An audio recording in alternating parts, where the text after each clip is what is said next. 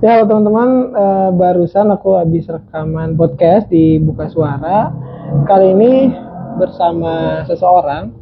Boleh perkenalkan namanya dan bakal bercerita soal apa? Siap. Halo teman-teman semuanya, kenalin aku Bilal, aku seorang konten kreator minuman di sosial media TikTok, Instagram dan juga YouTube. Dan aku dulu pernah jadi barista dan di sini aku pengen sharing juga nih ke Mas Rehan dan juga teman-teman yang ada yang nonton di video ini. Gimana sih tentang jadi barista itu betul, ya Mas ya? Betul. Nah aku menarik banget sih soal barista itu kan kita nih lihat banyak teman-teman kita yang mungkin part time dulu, itu juga kerjaan dari kerjaan sampingan sampai akhirnya mereka ada yang sebagai full timer barista. Boleh diceritain nggak sih barista itu secara umum atau itu barista itu ngapain aja sih gitu? Oke. Jadi sebenarnya barista, mungkin teman-teman udah sering dapat gambaran ya bahwa barista itu adalah tukang bikin kopi. Iya. Iya kan, tukang bikin kopi. Secara umum memang iya, benar barista itu tukang bikin kopi. Tapi sebenarnya barista itu nggak cuma sebagai tukang bikin kopi, Mas. Kenapa? Karena barista itu prosesnya orang untuk menjadi barista itu pada zaman aku dulu ya, itu cukup panjang. Tahun berapa? Tahun 2017 waktu itu. Jadi prosesnya itu panjang. Aku belajar kopi dari tahun 2016 sampai pada 2017 tuh aku baru bisa jadi part time barista di situ, di salah satu kafe. Nah, itu jadi barista itu banyak hal yang dilalui gitu loh, entah dari belajar tentang kopinya, pemilihan rasa kopi, misalkan kopi itu robusta sama arabica bedanya apa, misalkan, dan lain sebagainya, meracik menu ya kan, dan kemudian bahkan ada satu ada satu kerjaan barista yang mungkin orang-orang nggak tahu. Apa itu? Jadi tukang bersih-bersih. Nyuci piring, nyuci gelas, itu juga kerjaan barista sebenarnya. Dan juga bersih-bersih kafe sebelum opening, itu juga. Dan mirisnya sekarang aku juga sering nemuin bahwa banyak barista yang memang suka nggak mau bersih-bersih di awal tuh, ya memang ada sih, tapi sayang aja sih. Dan menurutku hal-hal seperti itu bisa dihindari sih, karena memang barista itu selain cuma bikin kopi, ya juga melakukan hal-hal tadi. Jadi jangan cuma mau bikin kopinya aja, tapi bersih-bersihnya nggak mau. Gitu jadi dari sebelum dan sesudah. Bersih-bersih itu biasanya sebelum atau sesudahnya? Sebelum dan sesudah gitu. Apalagi kalau misalkan datang ke bar untuk nyeduh gitu kan, jadi barista, datang dalam keadaan bersih, pulang juga harus dalam keadaan bersih. Gitu. Berarti itu mulainya di era ini nggak sih, era film filosofi kopi? Iya, betul. Betul, pas banget. Tapi jujur pengen jadi baristanya itu bukan karena film kopi itu tadi, filosofi kopi. Itu malah setelah udah kenal kopi baru tahu tuh ada film filosofi kopi, dan memang tertarik dari sini nonton juga. Itu pernah nonton yang mereka itu ngebahas tentang kopi, pertamanya lagi nyari investor deh kalau nggak salah, lupa. Ben dan Judy nyari investor buat kafe yang barunya kan, kayak gitu. Yang kayak gitu-gitu. Jadi ya kebetulan pas banget sih sama film itu, dan ngerasa kayak relate juga. Kayak gitu sih. Kalau yang orang kerjakan itu sebagai, tadi kan udah sempat di-spill lah bahwa jangan lupa bahwa itu tuh ada bersih-bersihnya. Nah, kalau misalkan kira-kira jam kerjanya tuh dari biasanya berapa hari kerja gitu. Kalau biasanya berapa hari kerja? Kalau dulu waktu masih barista itu biasanya ya barista itu kerjanya sebenarnya sama kayak kerja biasa, 6 sampai 8 jam. Itu ya 5 sampai 6 kali seminggu. Pasti ada liburnya sehari atau 2 hari. Biasanya kalau coffee shop besar, biasanya mereka ada yang 1 hari ataupun 2 hari liburnya. Bahkan kebanyakan 2 hari, karena mengikutin sih sama pola kerja orang kayak biasanya gitu loh. Itu sih.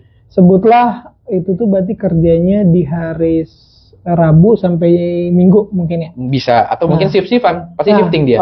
Sebut kira-kira di seputaran 5 hari itu tuh ngapain aja sih? Kayak apakah aku kan kayak pernah dengar atau pernah nonton kayak ini harus ada dikalibrasi dulu sistemnya gitu. Nah itu tuh apa aja tuh yang dikerjakan gitu. Nah ini kalau aku boleh jelasin secara spesifik, barista itu kerjanya kan tadi ya bikin kopi, ngeracik minuman.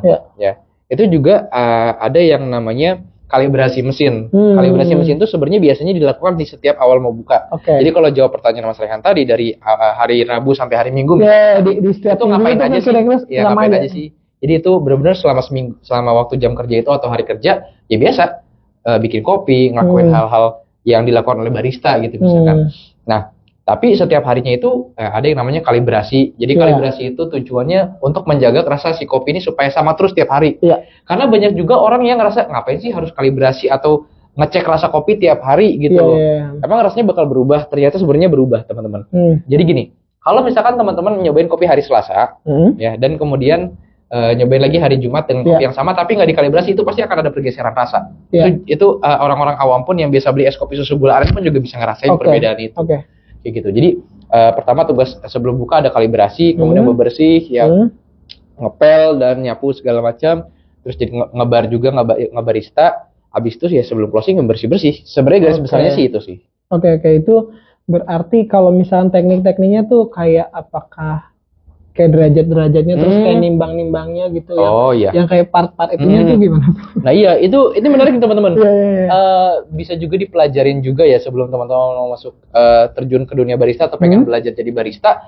Ini juga jadi hal-hal yang perlu dipelajarin juga sih. Kayak kopi itu jadi barista tuh nggak bisa sembarangan sebenarnya ya. Meskipun sekarang karena lebih banyak ke kopi susu gula aren, hanya ikutin timbangan takaran-takaran sudah dibuat aja gitu kan. Tapi kalau misalkan teman-teman jadi barista di coffee shop yang memang menyediakan kopi-kopi manual, itu memang harus belajar kopinya harus gilingan halus atau kasar, harus belajar memilih biji kopi warnanya yang terang sampai yang gelap lebih cocok yang mana gitu kan. Terus juga suhu seduhnya tadi berapa derajat, itu sampai sedetail itu sebenarnya diperhatikan teman-teman. Mungkin buat teman-teman yang awam itu ketika mencoba meracik gitu kan ya, kayaknya rasanya sama aja deh, nggak ada bedanya gitu kan. Biasanya orang awam suka kayak gitu kan. Cuman yang jadi customer kopi yang meminum minuman tersebut ya, yang kopi-kopi yang udah berhari-hari, maksudnya udah sering minum kopi gitu. Yang udah sering minum kopi itu kalau misalkan disajikan kopi yang seduhannya asal dan seduhannya sesuai dengan parameter tertentu, itu akan nemuin rasa yang sangat-sangat jomplang. Dan itu kan kita yang nggak pengen gitu kan. Mungkin ada orang yang mungkin kenal kopi atau orang kopi misalkan pengen nyobain kopi di kafe baru, ya kan. Tahu-tahu pas diminum datang kopinya ternyata nggak sesuai ekspektasi, kan malah jadi nilai minus banget ya buat coffee shop yang kita kerja di sana, kayak gitu sih. Berarti kayak ada nanti mungkin lebih jauhnya tuh kayak acidity dan sebagainya. Iya, betul. Perlu pertimbangan. Kalau yang simpelnya, basicnya tuh alat di coffee shop tuh apa aja sih untuk yang perlu dikelola oleh barista lah. Sebenarnya kan biasanya kalau jadi barista itu kan kita cuma tinggal ngelola barang yang udah dikasih sama owner doang kan. Entah ada mesin kopi, kan, ada alat-alat kopi yang lain. Cuman kalau barista itu kan tadi aku bilang ya mengelola apa yang udah ada nih. Ya. Paling alat-alat yang paling sederhana yang teman-teman bisa pelajarin, misalkan kalau pengen jadi barista, misalkan datang coffee shop nih, lihat ada alat-alat kopi yang berbagai macam dan bingung. Pertama yang bisa dipelajarin itu yang paling simple ya. Kalau ada yang namanya French press coffee, jadi dia cuman saringan gitu, jadi kopi, tuang air panas, ada pressnya gitu, yaitu yang paling sederhana yang bisa dipelajari. Terus kemudian pakai mesin kopi, mesin espresso, itu kan dia ada yang semi otomatis gitu ya. Jadi mesinnya itu ya kita tinggal pencet tombol gitu kan. Meskipun ada takaran-takaran tertentu, tapi kita seenggaknya hanya lebih ke takaran aja gitu yang udah dikasih tahu sama yang punya kafe misalkan, atau sudah barista senior yang ngajarin kita kayak gitu. Nah selanjutnya baru yang terakhir yang manual tuh, yang nuangnya muter-muter ya kan, yang saringannya bentuk V kayak gini, namanya V60 coffee V60 kalau teman-teman pernah lihat. Nah itu karena dia lebih detail, lebih panjang lagi step by stepnya, itu sebenarnya bisa dipelajari belakangan. Cuman berhubung kita kalau pengen jadi barista itu udah harus terjun ke lapangan, ya udah kita ikutin aja apa yang dikasih tahu sama owner atau step by stepnya. Atau si barista senior ya, supaya bisa kita bikin kopinya itu sesuai takarannya dia dulu deh. Jangan terlalu melenceng, karena nanti kalau misalkan customer dapat kopi yang beda rasanya ya jadi kurang konsisten juga gitu di mata audiens, jadi di mata customer jadi minus juga gitu loh. Kalau kopinya nggak konsisten gitu. Kayaknya sih banyak hal lagi yang mesti diceritain, tapi kayaknya itu bisa diikutin nggak sih di sosial medianya, di Instagram kah atau di mana yang bakal bercerita soal minuman ya? Soal minum, iya. Jadi kalau buat teman-teman yang belum tahu, aku ini seorang content creator minuman. Tadi aku udah sempat spill di awal. Aku lebih banyak share tentang resep minuman kekinian ya. Dan kalau misalkan teman-teman mungkin ada pertanyaan tentang kopi ataupun tentang perbaristaan atau minuman juga, ya boleh banget DM aku di sosial media aku di sini @bilalm ya. Terusin tolong. Di barista juga ada coffee non coffee juga ya nanti. Iya, betul. Banyak kondimen-kondimen yang seperti itu. Betul banget. Terus kenapa sih tadi kan ada juga film filosofi kopi, kayak kenapa mencoba jadi barista gitu, alasannya apa sih waktu itu? Nah ini menarik nih, karena dulu ngelihat barista pada masa itu ya awal-awal baru naik nih, orang baru beralih dari kopi instan ke kopi biji lagi. Benar. Itu jadi ngelihat kayak ngerasa wah ini keren nih jadi barista nih, bikin kopi harus demikian rupa disukain banyak orang. Iya dan alhamdulillah kecapai juga jadi barista pada masa itu. ya alhamdulillah dapetin apa yang dipengen, ilmu baru, relasi baru, ya terus kemudian teman-teman baru yang memang perjuangan di barista juga, ilmu-ilmu baru dari barista senior itu banyak banget sih yang didapat gitu loh dari barista gitu sih. Memang itu ya, maksudnya kayak yang mendorongnya tuh kayak yang mendorongnya dari situ. Jadi pengen jadi barista ya karena satu suka kopi dan ngeliat profesi barista itu keren gitu sih.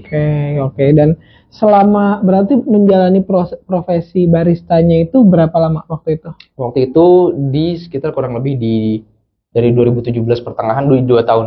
2 tahun. Nah itu tuh pasti kan ada keseruan dan juga tantangannya. Kira-kira apa yang mungkin seru dan apa yang ini menantang gitu? Oh iya, serunya jadi bisa banyak explore. Ya. Kadang kebetulan waktu 2017 aku nemu owner coffee shopnya tuh baik banget, ngajarin dan ngasih para barista-barista barunya tuh buat explore apa aja nih yang ada di dunia barista gitu ya. Tentang kopi dia nge-sharing juga.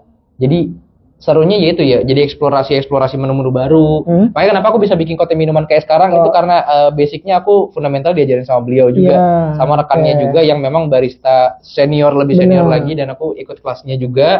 Jadi aku diajarin fundamental gimana cara ngeracik minuman atau jadi barista gitu kan. Jadi sampai sekarang bisa aku ekspor terus gitu soal baristanya. Itu serunya di sana. Jadi banyak explore dan gak bosen sama kopi. Karena tiap hari ketika ngeracik kopi itu kopi yang sama, dia punya rasa yang beda-beda. Benar. Sekalipun kopinya juga satu kopi nih. Misalkan aku pakai kopi Gayo, aku nyeduh hari ini. Jangan hari ini deh, sore ini. Nyeduh sore ini sama nyeduh nanti malam dengan parameter seduh yang sama gitu ya, dengan resep yang sama, rasanya juga bisa beda. Oh gitu. Iya, saking kompleksnya kopi itu udah bener-bener wah banget. Tapi itu hanya bisa hanya perlu teman-teman bukan pelajaran sih. Itu hanya perlu pelajari. Teman-teman perlu pelajari itu lebih detail kalau misalkan teman-teman pengen ikut lomba kopi misalkan. Atau kerja di coffee shop yang menyediakan depan barista itu ada bangkunya. Biasanya kan kita suka nemu ya coffee shop yang ada bangkunya depannya. Yang ada semacam barnya. Iya, ada barnya dan ada bangkunya di depan. Itu kita juga harus tahu seputar tentang kopi gitu. Jadi nggak cuman sekadar kita ngeracik doang. Jadi kalau misalkan ditanya kita bisa jawab. Karena kalau misalkan kita nggak jawab, nilai minus lagi buat coffee shop. Nilai minus lagi buat coffee shop yang kita datangin itu tadi. Kayak gitu. Nah, tantangannya itu tadi dalam eksplorasi, terus juga ketika kenalan sama barista yang lebih senior, kan pasti akan ada insecure juga benar, kan? Insecure banget sama barista yang udah senior. Takutnya ketika kita ngomong apa, takutnya ternyata dia tersinggung, ya kan, karena orang senior gitu kan. Terus juga tantangan lain ketika ikut-ikutan lomba akan banyak banget barista-barista keren, barista-barista jago juga yang siap mengalahkan kita gitu loh. Karena mereka juga punya keahliannya masing-masing di dunia barista. Tantangan lain jadi barista itu adalah ketika ketemu customer yang kebanyakan nanya. Nah, kebanyakan nanya dalam tanda kutip ngetes. Itu nggak tahu sekarang masih ada atau enggak. Cuma dulu tuh rame banget orang-orang yang datang coffee shop cuman buat ngetes barista. Misalkan kayak Mas itu pakai suhu berapa? Mas itu kopinya kenapa sih kok pakai suhu itu? Kenapa sih kok tuangnya diputer?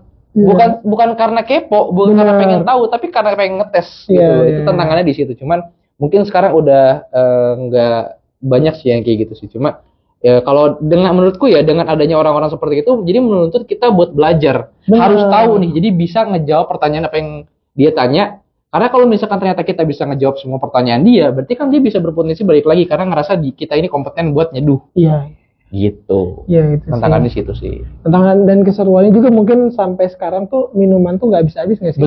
Betul. Racikannya banyak. Update baru juga banyak, alat-alat kopi baru juga banyak, jadi sampai sekarang nggak bosan-bosan sih gitu kalau buat dari segi eksplornya gitu. Mungkin ini kan teman-teman podcastnya kan pengen tahu gitu kan, pengen tahu. Nah, kira-kira kenapa sih si profesi barista ini tuh patut untuk dipertimbangkan atau patut untuk dipelajarin? Kayaknya menarik deh gitu. Kira-kira kenapa? Barista itu salah satu profesi yang menurutku itu satu seninya dapat banget, yang kedua benar-benar bisa menyatukan banyak orang karena kita duduk nongkrong ngopi itu udah bisa bangun relasi, ya kan? Misalkan kayak Mas Rehan sama aku di sini kita sama ngopi, ya kan? Kita ngopi kita bisa ngobrol banyak ngalor ngidul, gitu. Gitu juga teman-teman di luar yang ketemu sama orang baru dan kita ngopi bareng, ya kan? Itu kan bisa bangun relasi. Gimana dengan barista yang memang sebagai ujung tombaknya si coffee shop gitu kan. Satu itu bisa nambah relasi juga buat barista ya, orang-orang baru. Kita juga bisa mungkin mendengarkan keluh kesah si customer yang beli yang kita seduhin kopinya. Karena kan sebagai barista itu juga kita juga bisa nih, harus bisa bikin minuman itu bikin dia lebih enakan lah, gitu. Itu juga harus dipelajarin kayak gitu. Dan juga yang satu hal yang perlu dipertimbangin lagi adalah barista itu meskipun sekarang udah banyak barista yang pakai robot, barista itu adalah salah satu profesi yang nggak bisa digantikan sama robot. Kenapa? Karena robot itu nggak punya perasaan, robot itu nggak punya jiwa. Karena barista itu bisa juga jadi tempat curhatnya customer yang datang ke coffee shopnya. Kadang orang datang ke coffee shop itu nggak cuma buat pengen nikmatin sekadar meeting misalkan atau work from cafe, itu juga bisa menjadi tempat curhat juga sebenarnya barista itu kalau misalkan kondisi waktu dan tempat memungkinkan juga. Jadi barista ketika dia bisa mengikuti kata hati atau perasaan dari si customer pengen kopi yang seperti apa, itu pasti dia akan bisa memberikan perasaan atau memberikan kesan di hati customer itu sendiri yang bisa berpotensi mendapatkan nilai positif lah dari customer dan bisa customernya datang lagi dan juga langganan.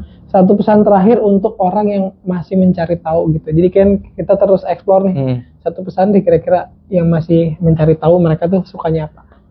Dalam segi apapun atau dari segi apapun. Terus mencoba, jangan lupa dicatat apapun yang udah kita pelajarin. Dan cari yang mana yang paling kita minat, ikutin kata hati. Karena kata hati itu biasanya nggak pernah salah. Jadi kalau misalkan kita ikutin kata hati kita dan kita salah, berarti kita sudah tahu resiko yang kita tanggung. Tapi ketika kita tidak mengikuti kata hati kita dan kemudian ternyata kita salah, kita akan nyesel sendiri nantinya kenapa nggak ikutin kata hati kita. Intinya cobain, tulis, ikuti kata hatinya, pada akhirnya dipilih kayak gitu. Terima kasih yang sudah menyimak episode kita kali ini, dan semoga episode kita ini bermanfaat. Amin. Sampai jumpa di episode berikutnya. Dadah, terima kasih.